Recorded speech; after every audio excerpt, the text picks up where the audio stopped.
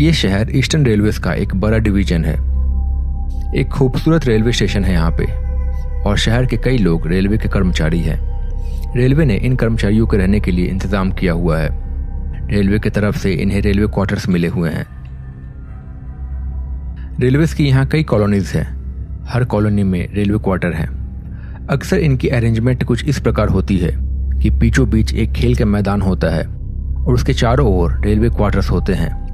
हर side पे 2 block और हर block में 2 क्वार्टर्स। ये क्वार्टर्स या घर भले ही बड़े ना हो, पर इनमें रहने वालों के दिल काफी बड़े होते हैं। इस मैदान में बच्चे खेलते हैं शाम को और अक्सर अगल बगल के बच्चे भी आकर खेल सकते हैं। इस मोहल्ले में हर साल कई त्योहार मनाए जाते हैं और इन्हें मनाने की जिम्मेदारी होती है यहाँ खेलने वाले बच्चों की। ये बच्चे 8 साल से लेके कभी कभी 28 साल तक हो सकते हैं। यही सब मिलके त्योहार मनाते हैं। सरस्वती पूजा अभी हाल में ही पार हो चुकी है और अब बारी है होलिका दहन की और होली की। हर साल बच्चे आसपास से लकड़ी जुगाड़ करके लाते हैं और होलिका बनाते हैं और रात को सभी के सामने होलिका दहन किया जाता है। इसी में कुछ बच्चे आलू और ऐसी कुछ चीजें डाल देते हैं जिसे बाद में वो निकाल के खाते हैं। आज इस साल की होलिका दहन की तैयारी हो रही है। अरे यार, बड़ी देर हो गई है इस बार तो। कल ही तो है होलिका दहन। अब इतनी जल्दी इतनी लकड़ी इकट्ठा कहाँ से करेंगे? और फिर उन्हें बांध के होलिका भी तो बनानी है। मैंने देखा है पीछे वाले मोहल्ले में लड़कों ने बहुत सारी लकड़ी इकट्ठा कर ली है। उनकी होलिका तो बहुत बड़ी बनेगी इस बार। आग भी काफी देर चलेगी, सबसे ऊंची लपटे। अरे तुम लोगों को बस रोने के अलावा कोई और काम नहीं आता है क्या? मैंने देखा है उनकी लकड़ियों को, बस कच्ची लकड़ियां काट के लेके आ गए हैं वो लोग। एक दिन में सूखेगा नहीं वो सब।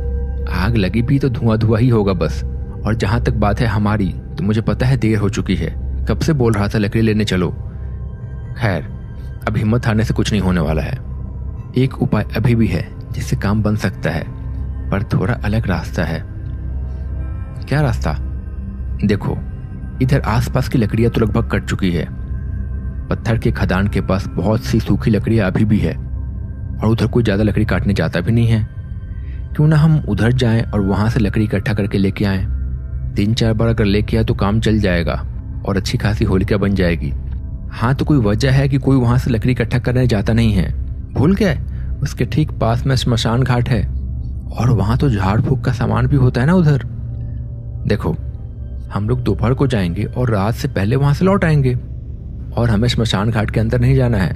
बस पास की ही लकड़ियों को इकट्ठा करना है और लेके आ जाना है। किसी के पास कोई बेहतर रास्ता है तो बताओ। सब एक दूसरे का मुंह देखने लगे। तय हुआ कि वहीं से जाएंगे और लकड़ी लेके आएंगे। अभी 2:30 बज रहे हैं। अभी निकले तो शाम तक लकड़ियां लाके रख देंगे और फिर कल होलिका बांध के शाम तक जला देंगे। चलो चलो, जल्दी से चलो। करीब 10-15 मिनट में सब लड़के अपने अपने घर में बता के कि लकड़ी लेने जा रहे हैं वापस उसी जगह पे आ गए। घर वालों ने भी मना नहीं किया। उन्हें पता था कि इनका हर साल का ये है। धीरे धीरे सब खदान के रास्ते की ओर निकल पड़े। ये रास्ता साफ नहीं था। देख के ही पता पड़ रहा था जैसे यहाँ बहुत कम लोग आते हैं। शुरुआत में हालांकि कुछ शराब की बोतलें और ग्लास जरूर नजर आ रहे थे, जो कि कुछ नशेड़ी लोगों के वहां होने का सबूत थे। रास्ते के दोनों ओर पेड़ थे, घने पेड़। पर फिर कुछ आगे जाने पे खाली जगह जहां बस घास और झाड़ियां। यहाँ पेड़ नहीं उगने का कारण ये था कि इसके नीचे पत्थर थे बड़े बड़े और उसके बाद फिर से जंगल और पेड़ थे। ऐसी 3 खाली जगह को पार करने के बाद आखिरकार वो लोग रुक गए। सामने उन्हें श्मशान घाट दिख रहा था। कुछ लकड़ियां भी दिखाई दे रही थी अंदर। चलो, यहाँ पे काफी लकड़ियां है। जल्दी जल्दी यहाँ से लकड़ियां इकट्ठा करो और ले चलो। हम 2 बार और आएंगे, उसके बाद नहीं। अंधेरा होने से पहले हमें यहाँ से निकल जाना है। रितेश के कहे के अनुसार सबने थोड़ी थोड़ी लकड़ियां इकट्ठा कर ली और लेके वापस उसी रास्ते से आने लगे। कुछ ही देर में वो लोग मोहल्ले के मैदान में आ गए। आके उन्होंने लकड़ियां रख दी और वापस चले गए। इस बार चलते चलते राज ने पूछा, यार, यहाँ ये निशान और राख कैसी है? उन्होंने देखा कि खाली जगहों पे कहीं कहीं राख और कुछ निशान थे। 1-2 हड्डियां भी दिखाई दे रही थी। तुम्हें अभी तक समझ में नहीं आया क्या? ये जगह, यहाँ काला जादू किया जाता है, तंत्र मंत्र। ये सब उसी के निशान है। चलो चलो जल्दी से लकड़ियाँ बटोरो और निकल चलो। वो लोग फिर उसी जगह पे पहुंच गए और लकड़ियाँ इकट्ठा करने लगे। इस बार उनके साथ आए अंकित ने देखा कि स्मशान घाट में एक आदमी खड़ा है। वो कुछ बोल नहीं रहा था, बस चुपचाप उनकी ओर देखे जा रहा था। अंकित को अजीब लगा, पर फिर उसने थोड़ी लकड़ियाँ चुनी और जब वापस देखा तो वो आदमी वहाँ पे नहीं था। उसने इस बात को नज़रअंदाज कर दिया। वो लोग फिर से लकड़ी लेके उसी रास्ते से वापस आने लगे। अब ये करते करते शाम के करीब 5 बज चुके थे। कुछ ही देर में सूरज डूबने वाला था। उन्होंने मैदान में लकड़ियां डाल दी। जल्दी जल्दी चलो, एक बार और वापस जाना है बस, और जल्दी से लकड़ियां लेके आ जाते हैं। सब जल्दी जल्दी वापस उसी रास्ते पे निकल पड़े। राज को उन खाली जगहों के निशान काफी डरावने लग रहे थे। उसे अब ऐसा लगने लगा था जैसे उसे कोई छुप छुप के देख रहा है। शाम ढलने लगी थी। इस बार उन्हें वहां पे लकड़ियां कम दिख रही थी। लगभग सारी लकड़ियां उन्होंने चुन ली थी। जैसे तैसे उन्होंने थोड़ी और लकड़ियां जमा की और वहां से निकलने लगे। अंकित के पास बहुत कम लकड़ियां थी। वो लोग निकल रहे थे कि तभी अंकित ने देखा कि एक पेड़ के पास कुछ लकड़ियां पड़ी हुई थी। उसने सोचा कि क्यों ना इन्हें भी लेते चलें। बाकी लोग अभी थोड़ी ही आगे निकले थे। अंकित रुक के लकड़ियां उठाने लगा, पर उसने देखा कि वहां पे एक नारियल और कुछ नींबू भी रखे हुए थे। पर जल्दबाजी में उसने ज्यादा सोचा नहीं और लकड़ियां उठा के वहां से निकल लिया। सबने लाके लकड़ियां वहीं मैदान में रख दी। अगले दिन सबने मिलकर दिन भर होलिका बांधी और बड़ी मेहनत से होलिका तैयार हो गई। पर आज अंकित नहीं था। घर वालों ने बताया कि शायद काम करते करते उसे बुखार हो गया था। शाम हुई। शाम को सब लोग होलिका दहन में शामिल हुए। अंकित को भी उसके परिवार वाले लेके आए थे वहां पे। धीरे धीरे होलिका दहन शुरू हुआ। होलिका दहन के साथ सबके चेहरे पे मुस्कान आ गई। होली के त्योहार की शुरुआत हो गई थी। अंकित लेकिन सबसे दूर खड़ा था। उसका चेहरा थोड़ा अलग अलग लग रहा था, जैसे वो अपने होश में नहीं था।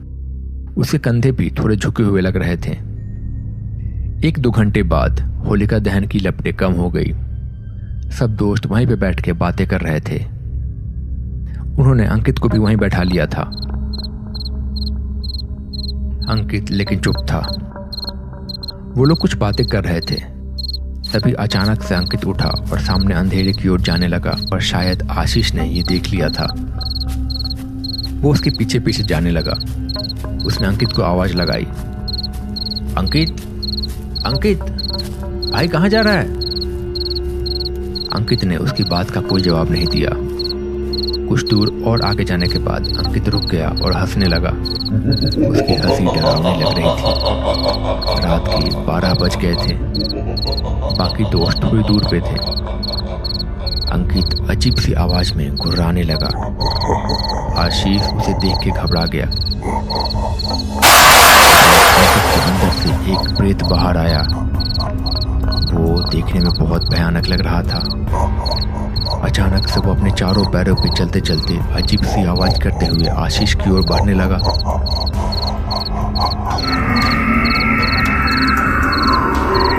आशीष बहुत ज्यादा घबरा गया। वो प्रेत आशीष पे झपटने ही वाला था। तभी बाकी दोस्त होलिका से लकड़ियां निकाल के आग लेके उनकी ओर भागे भागे आए। उनके आते ही वो प्रेत अचानक से वहां से गायब हो गया। अंकित भी होश में आ गया। सब काफी घबरा गए थे। उसी समय वो सब पंडित जी के पास मंदिर गए। वहां पुजारी जी को उन्होंने सारी बात बताई। मुझे लगता है स्मशान घाट के पास ये प्रेत अंकित के साथ लग गया होगा। अच्छा हुआ जो तुम सब इससे समय पे लेके आ गए। पंडित जी ने फिर अंकित को बैठा के पूजा की और वहां आसपास के घरों और मैदान में भी पूजा की और गंगा जल छिड़का। सब फिर आखिरकार अपने अपने घर जाके सो गए। अगले दिन सब दोस्त खुश थे और सब ने ढेर सारे रंगों के साथ होली की शुरुआत की। आशीष और अंकित दोनों ठीक थे, पर अब उन दोनों के मन में था कि अब से कभी भी श्मशान घाट की ओर नहीं जाएंगे वो लोग।